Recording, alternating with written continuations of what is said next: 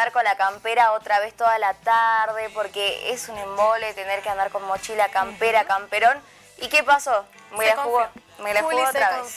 Bueno, ustedes que están del otro lado, recuerden no confiarse, salgan con un saquito, una camperita, algo, que si bien hoy se espera calor, se esperan unas temperaturas bastante altas, claro, el sol todavía no está tan fuerte, así que por favor una camperita, algo abrigadito al menos para empezar el día, ¿no? Exactamente, hay que llevar ahí un abrigo en la mochila, está bajando la temperatura considerablemente, pero se espera viento sonda para la tarde, así que atención con esto, la gente que vuelve al trabajo, la gente que vuelve a la escuela, ojo.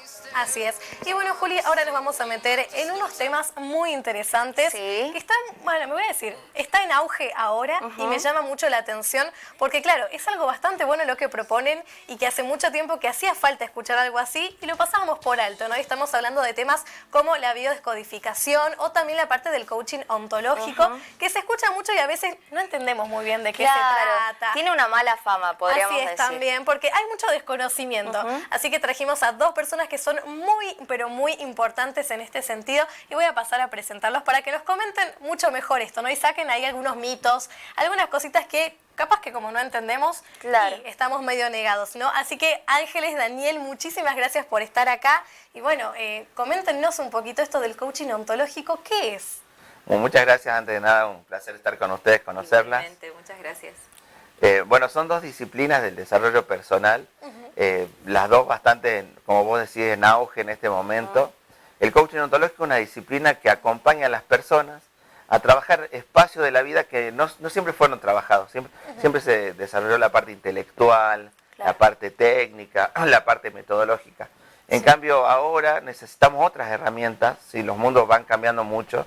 En los últimos 20 años es la disciplina que más crecimiento tuvo el coaching y tiene mucho que ver con que las personas aprendan a gestionar sus emociones, aprendan a relacionarse, aprendan a comunicarse. Y no tenemos que hacer una carrera de 5 años para poder aprender esas cosas, sino que podemos hacerlo, por ejemplo, coaching son 2 años de formación en la cual uno aprende miles de herramientas de comunicación. La gente que lidera gente necesita herramientas para relacionarse y vincularse.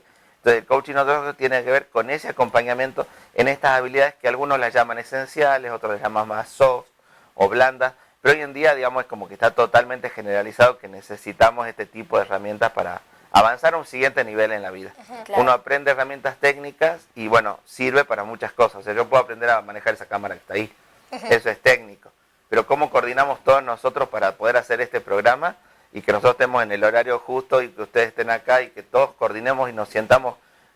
También tiene mucho que ver con los climas laborales, ¿no? Claro, un buen ambiente. ¿Cómo hacemos para relacionarnos y pasarla bien? Porque 8 horas trabajando y no pasándola bien... con personalidades distintas. Claro, y sobre todo para las nuevas generaciones es inaceptable. Entonces necesitamos hacer las cosas de una forma diferente, ¿no? Podríamos decir que se relaciona mucho también con la parte de la inteligencia emocional en todo caso. Sí, y ahí entra un poco fuertemente lo de biodecodificación. La biodecodificación que te habla que emocionarse es natural y que además es humano y que es arcaico, o sea, desde los animales que nosotros traemos las emociones y no identificarlas es lo que provoca enfermedades. Entonces esto de la gestión emocional tiene que ver con poder identificar lo que me pasa y aprender a expresarlo, que es muy distinto a lo que hemos hecho durante todo este tiempo, que es negarlas, ocultarlas, suprimirlas, maquillarlas, ¿no? Claro, venimos de generaciones muy dañadas y eso está bueno cambiarlo un poco, ¿no? Para el futuro. Totalmente, y además tomar conciencia que eso tiene una consecuencia nefasta, porque a mayor intensidad de la emoción y a mayor represión es más grave la enfermedad. Por eso es que hay más gente con cáncer que antes no había.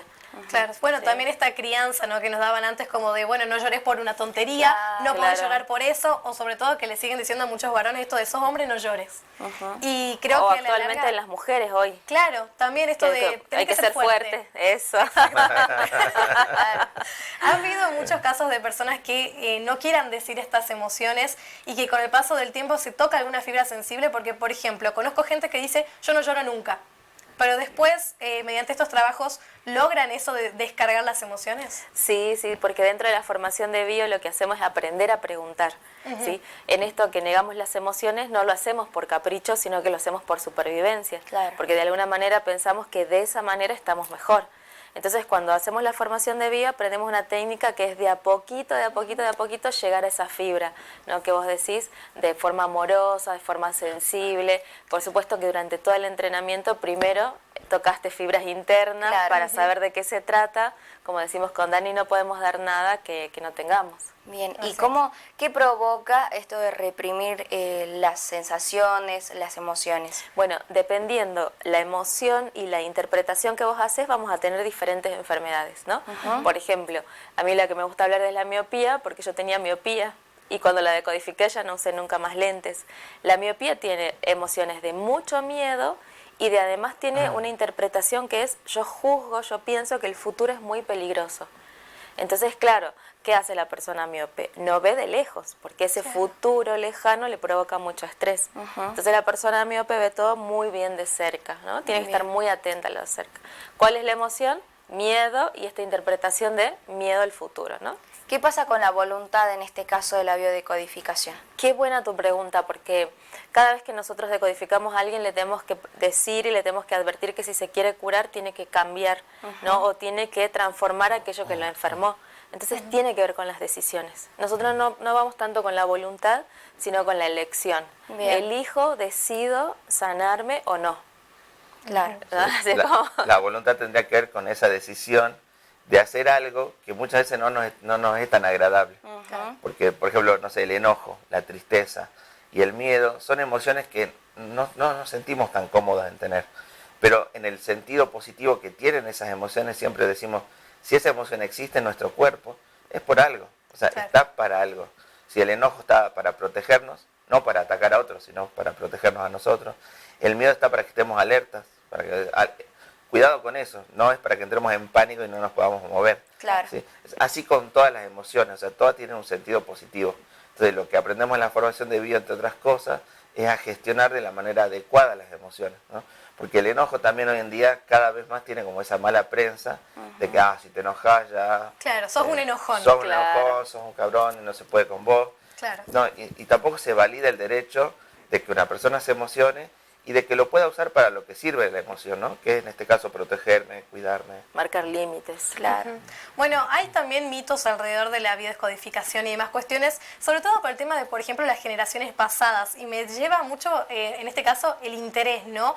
¿Puede pasar que, por ejemplo, una abuela en algún momento cometió algo y termino yo también tomando esto para mí? ¿Cómo es en ese caso? Qué linda tu pregunta, porque... Qué buena pregunta.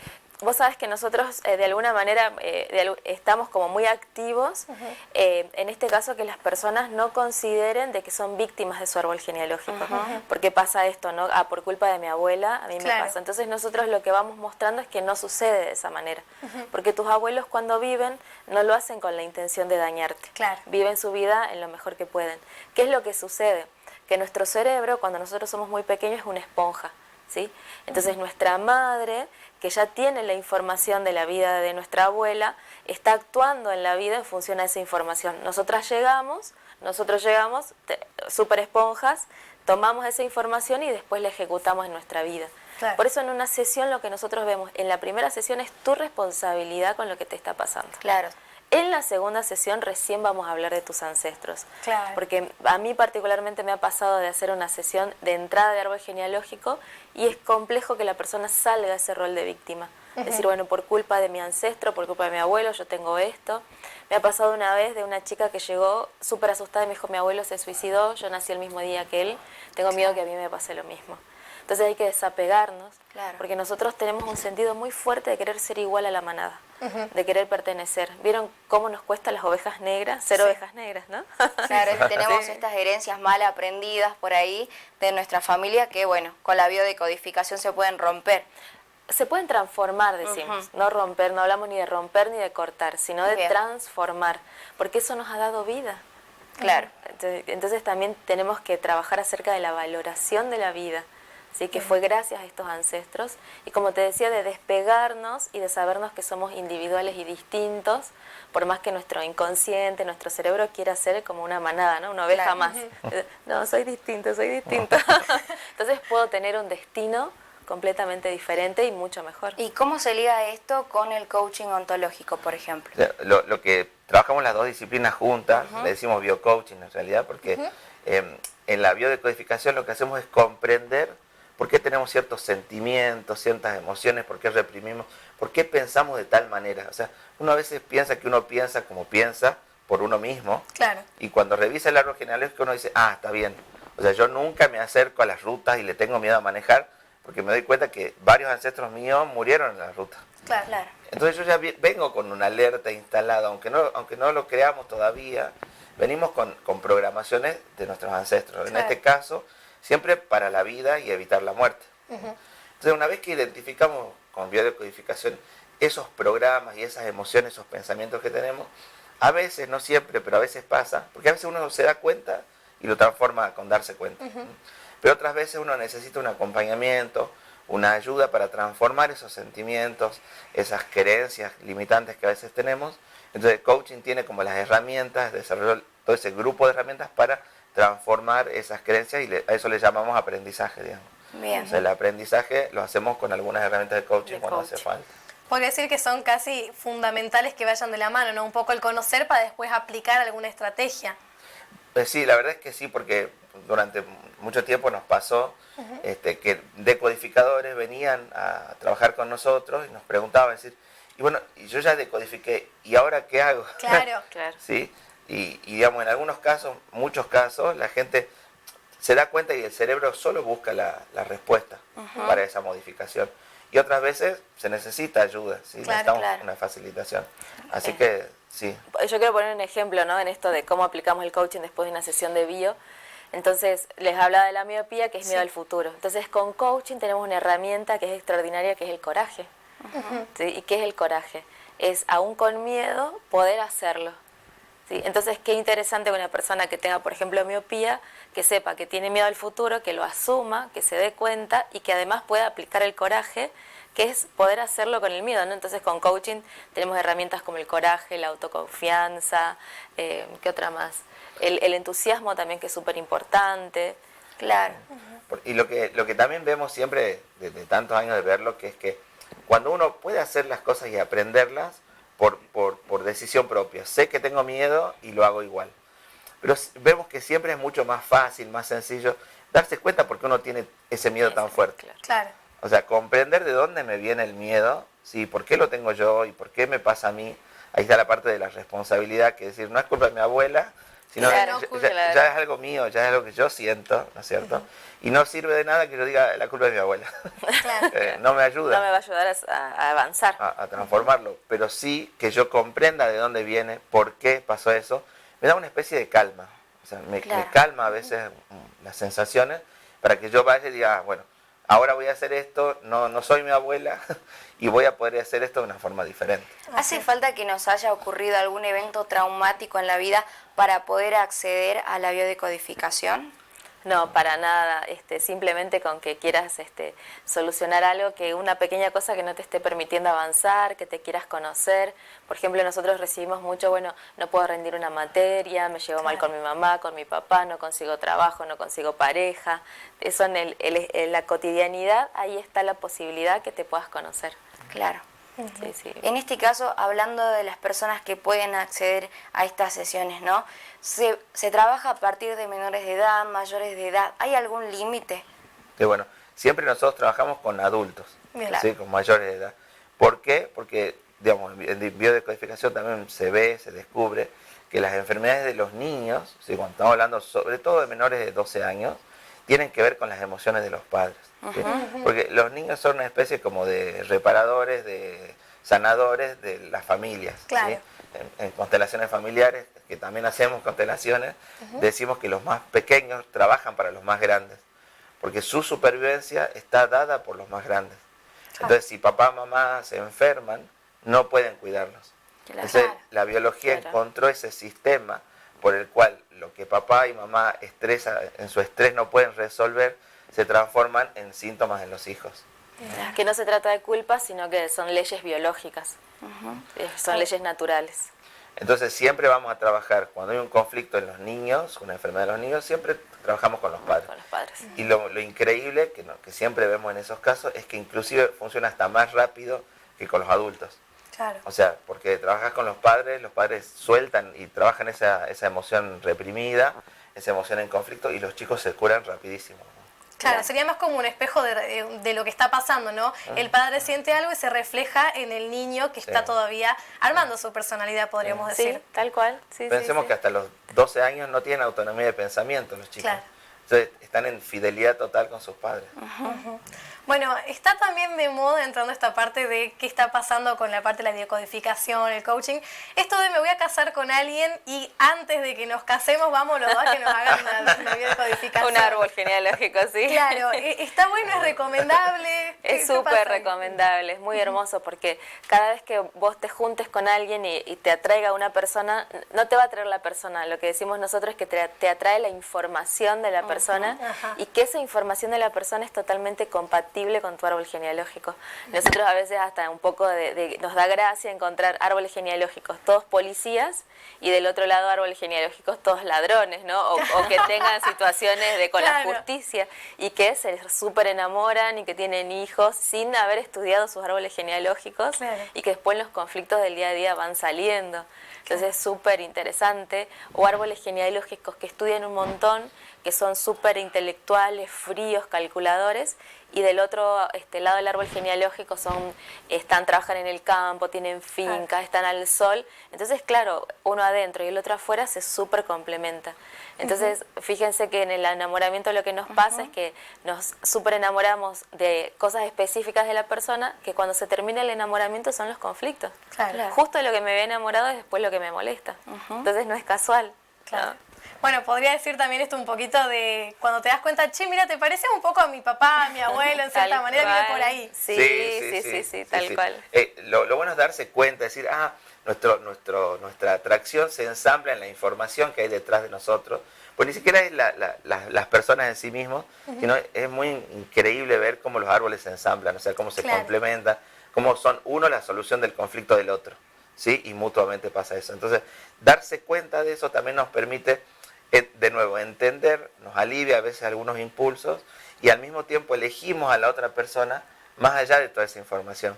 Pues, también eso es lo interesante, como siempre decimos, el enamoramiento es como una atracción biológica, o sea, yo no la decido, o sea, no tengo que enamorarse, hacer nada, claro. yo no decido, yo me enamoro y no decido eso, o sea, me ocurre, exactamente. Ahora, después el amor tiene más que ver con una elección, que ocurre después de que yo termino de trabajar todo ese proceso de enamoramiento. Entonces, en una sesión vemos ese proceso.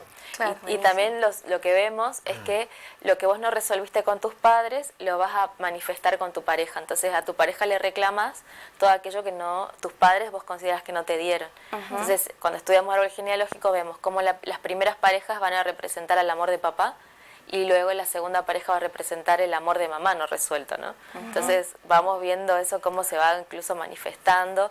Mujeres que no han tenido el amor de su madre y que se lo reclaman a sus parejas, o mujeres que no han tenido el amor de su papá y están permanentemente reclamando la atención de sus hombres. Entonces, bueno. A veces es con las parejas y en otros casos también es con los propios hijos. Claro. O sea, termino queriendo que mi hija sea mi madre. Claro. Sí.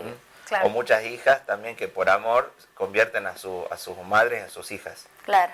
¿Sí? Entonces son esos desórdenes de pareja o de hijos padres que traen síntomas, ¿no? Claro, que a veces terminan compitiendo entre ellos, una madre y una hija que tienen a veces el mismo grupo de amigos y que es una situación compleja de llevar a veces. Tal cual. Sí, tal cual. Y totalmente. ahora quería preguntarles, ¿cómo trabajan ustedes con los mitos que hay alrededor de estas dos disciplinas? Mucha demonización, al menos en el siglo pasado, que ahora en las últimas décadas se estuvo convirtiendo, ¿no? Mira, nosotros con respecto a los mitos, lo que tenemos muy en cuenta es cómo funciona nuestro cerebro. Y nuestro cerebro funciona por escáner.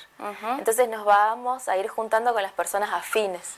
¿Sí? Nunca hemos tenido nosotros personas que han llegado con estas cuestiones y digo, bueno, estoy en contra de la biodecodificación y estoy haciendo un curso. Entonces, como nunca hemos tenido esa posibilidad, digamos. Pero sí hay mitos, hay un mito como súper importante de la biodecodificación que es que la bio reemplaza al médico. Y eso es totalmente falso, falso.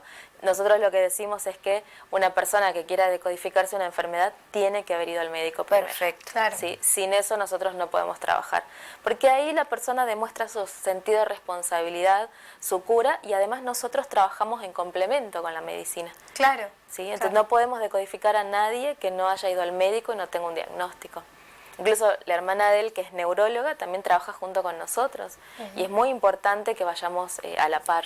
Bien. Mientras el médico, nosotros decimos, mientras los médicos se encargan de la enfermedad, nosotros nos encargamos de las emociones. Claro. Hermoso. Sí. Sí, además son dos cuestiones que son compatibles, ¿no? Porque muchas veces nos dicen esto de, bueno, tenés una enfermedad que te está tirando abajo y la parte emocional, la parte anímica es fundamental para saber si salís o te quedás ahí estancado. Hasta los médicos mencionan esto, ¿no? Que es importante que el paciente tenga buen ánimo, si no va a ser muy difícil que se cure. No saben la cantidad de veces que ya nos pasa que llega alguna persona a un curso, a una sesión y dice, vengo porque el médico me dijo que haga alguna cosa ¿no? para que yo trabaje esto que me pasa, o sea... Pues no tengo nada. Porque ya hemos hecho todo, o sea... Y tampoco hace falta llegar a ese estado de ya he hecho todo para trabajar mis emociones, ¿no? Claro. Y después la otra cosa que también yo creo que es muy importante es ver que hay gente seria. O sea, como en todas las disciplinas hay gente que hace las cosas de forma seria y otra que puede ser que no, digamos. Pero eso pasa en todos los ámbitos de la vida, ¿no es cierto? Nosotros hace más de 10 años que nos dedicamos a esto.